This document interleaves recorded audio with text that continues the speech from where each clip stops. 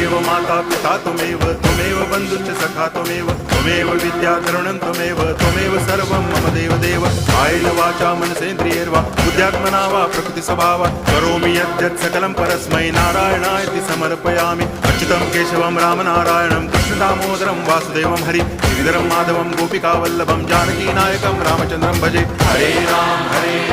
Ram Ram Hare Hare Hare Krishna